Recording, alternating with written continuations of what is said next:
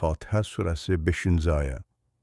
İyyəkə na'budu və iyyəkə nəstə'in. İlahi, yalnız sənə ibadət edir və yalnız səndən imdad diləyirik. Ayənin təfsiri. İnsan Allahın huzurunda. Bu ayədən etibarən bəndənin Allahdan istəkləri başlayır. Burada surənin ahəngi dəyişir. Əvvəlki ayələr Allaha həmd sənanı, ona və qiyamət gününə inanma etibar edirdi. Bu ayədən başlayaraq, bəndə bu möhkəm əqidə və əsas, Allaha olan mərifəti ilə özünü onun qarşısında hiss edir, onun müxatab qərar verir. Əvvəlcə özünün onun qarşısındakı bəndəçiliyinə toxunur. Sonra isə onun yardımlarını, ona olan ehtiyaclarını dilə gətirərək deyir ki, yalnız sənə ibadət edir, yalnız səndən imdad diləyirik.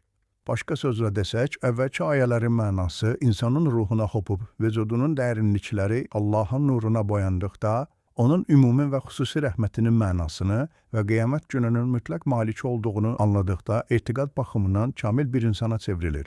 Bu kamil etiqadın ilk nəticəsi bu olur ki, bir tərəfdən insan Allahın layiqli, xalis bəndəsi olub, bütlərin, tağutların və nəfsani istəklərin əsarətindən qurtarır, digər tərəfdən isə Allah dərgahından yardım biləyir. Əslində əvvəlki ayələr Allahın zat və sifətlərindəki tövhidinə, bu ayələr isə onun ibadət və feillərindəki tövhidinə işarə edir. İbadətdəki tövhid odur ki, bəndə Allahdan başqa heç nəyi və heç kimi ibadətə layiq görmür. Yalnız ona ibadət edir, yalnız onun əmr etdiklərini qəbul edir. Ondan qeyrisinin bəndəsi olmaqdan boyun qaçırır.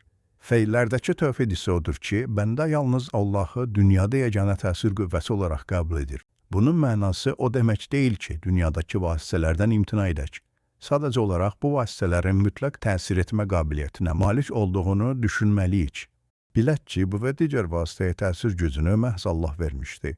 Bilməliyik ki, o dayandırıcılıq, günəşə işıqlandırma, suya həyat vericilik xüsusiyyətini verən məhz Allahdır. Bu düşüncənin nəticəsi o olacaq ki, bəndə yalnız Allaha təvəkkül edəcək, hər bir güc və qüdrətin ona xas olduğunu qəbul edəcək. Ondan başqa bütün vasitələrin fani olması ilə razılaşacaq. Biləcək ki, yalnız Allaha arxalanmaq, ancaq ona ibadət etmək lazımdır.